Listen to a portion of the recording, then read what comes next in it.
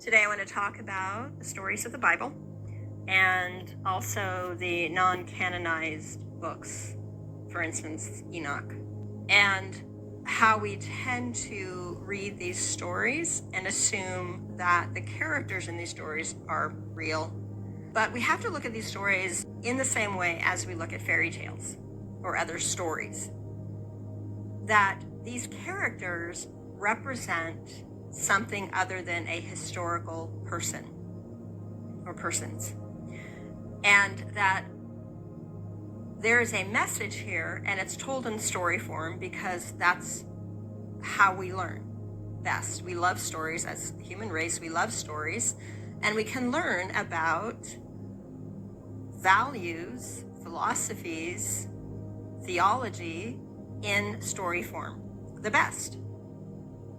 Now, sometimes we need to be told that message. We might have a message on kindness, and we take that message of kindness and we put it into a story. And so then we can teach people through that story. But we might first say, so this story is to teach you the value of kindness. And then we tell a story. And then when we understand that that story is not real, but it's teaching us about kindness. And for all of us, especially kids, but even adults, we love a good story. And we might not learn it in the same way as children. We might tend to analyze further or have more opinions on the story, but we also enjoy learning from a story. So if we take something like the book of Enoch and also Genesis 6 about the angels coming down or the watchers coming down and taking human women to wife and then having their children be the giants. These are stories that are teaching us something. The angels don't embody into human flesh. They don't have physical bodies. That's for the creation. That's for us. So when they talk about angels coming down into the flesh, into the physical, it means something else. It means that the watchers, being good and bad, we tend to think the watchers are bad because we look at Enoch more than we look at, for instance, the book of Daniel. But the book of Daniel has the watchers too, and they are not bad. In fact, they're called, Nebuchadnezzar calls them the Holy One. And so the watchers are part of the creation. It is very important for us as the creation, as the human race, to keep our focus on God. When our focus drops away from God and we begin to partake of the world, look at the world, focus on the world, what we're doing is we're getting into that spirit. But when we look at God, focus on God, love the Lord thy God, worship God, we will be a part of the eternal world. So when they talk about the watchers coming down to earth and taking human wives, what this means is that the creation has begun to watch or focus on a world that is not of God. And in that world, what do? We make weapons. We need medicine because now we have physical bodies. We didn't need medicine in the eternal world, in God's world, but now we need medicine. We didn't need weapons in the eternal world. Now we need weapons. Now we need everything that Enoch writes about, that they showed human women. But that's not an angel showing human women anything.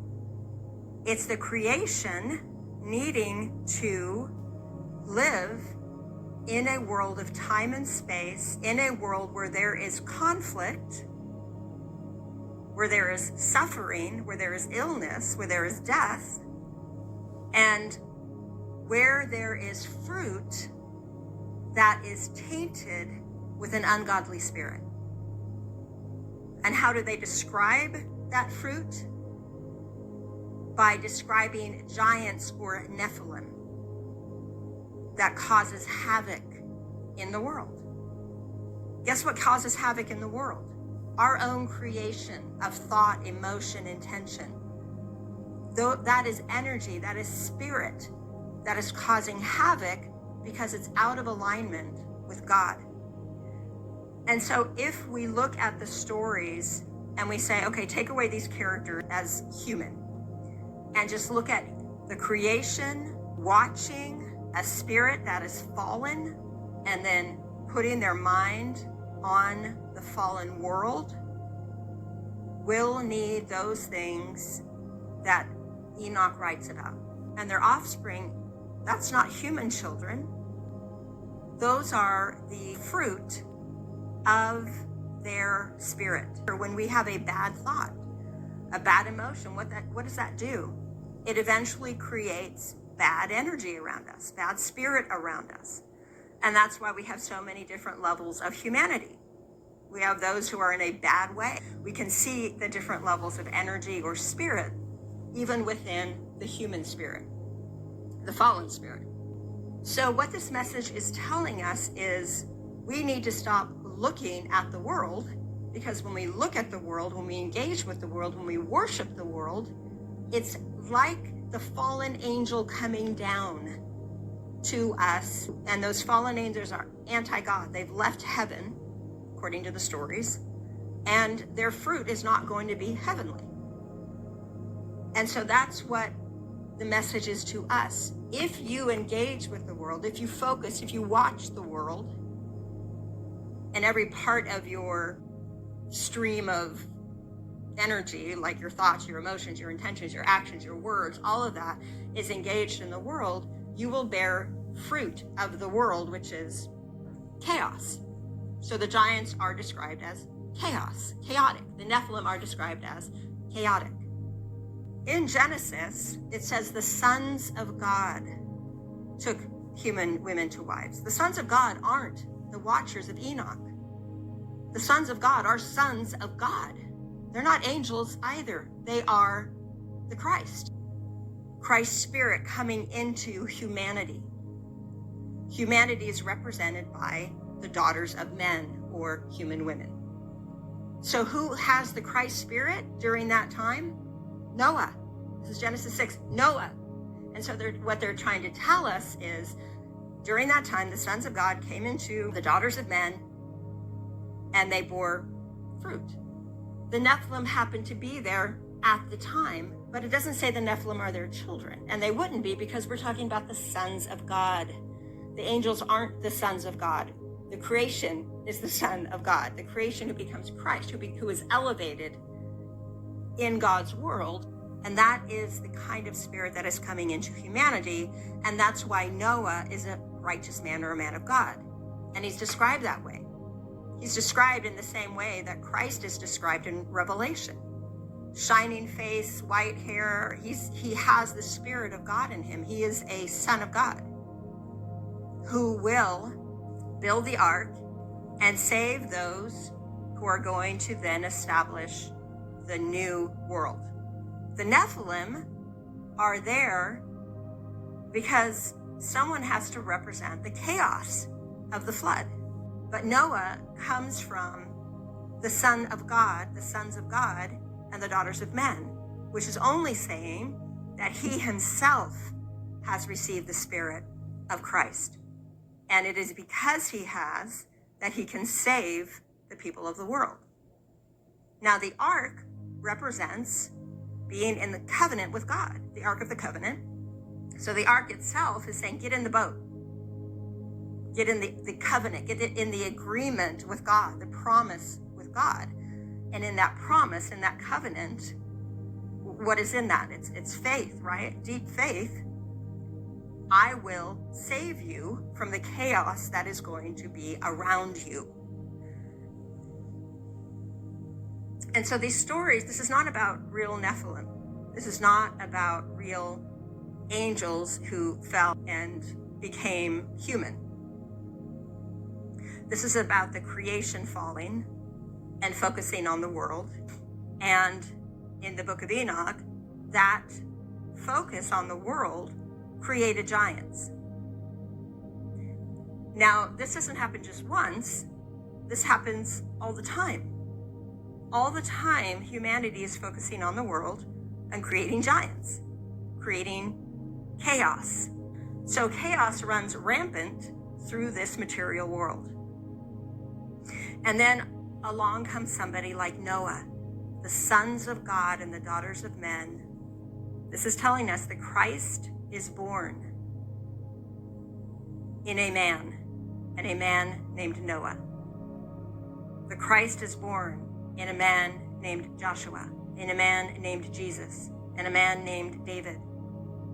So throughout the Bible, there are those who are the product of the sons of God and the daughters of men, which only means that they have received the Christ Spirit and become the fruit of the Christ Spirit within themselves, become the glorified Spirit itself, as Paul described, and now they are righteous men. They are men of Christ, or women, men and women of Christ. And because of that, there will be chaos, there will be tribulation, because whenever there's a prophet or savior, a man of God or woman of God, there is going to be the darkness that will have to be defeated. And it happens at the same time. So that's why Noah faced the flood. So these stories in the Bible are not what they appear on the surface. Just like Hansel and Gretel, Snow White, Cinderella are not what they appear to be on the surface. There's a message within these stories. So why do we look at the Bible and say, oh, these are literal historical figures? They're not. They're trying to tell us something. Now they're telling us that we as the human race, the most important beings of the universe, because we are the ones who will become Christ, the only begotten of the Father, of the Creator, of everything. We, when we are watching the world, are going to bear fruit of the world. And that is described as giants of chaos, the Nephilim. But when we focus on Christ, God, then we get the spirit of the Son of God. And then we are elevated into the prophet, the Savior prophet, like Noah, like Joshua, like Moses, like Jacob, Elijah and Elisha, John the Baptist, and Jesus. And when that happens, there is tribulation. There is the end of the world, the day of the Lord, the apocalypse. And you notice that we have prophets all throughout the Bible. There is not one apocalypse. There's not one end of the world, which people keep trying to find out when that end is. Well, there are worlds ending all over the place all the time, because we each have a world. And every one of those worlds is going to have some kind of an end time. Now, Noah had an end time, and that was the flood. Moses and Joshua had an end time, and that was them leaving the Pharaoh, going through all that they went through, and then finding the promised land. That was all the end time, the apocalypse. So the Bible is full of the end times. And the end times always has to do with the resurrection and tribulation.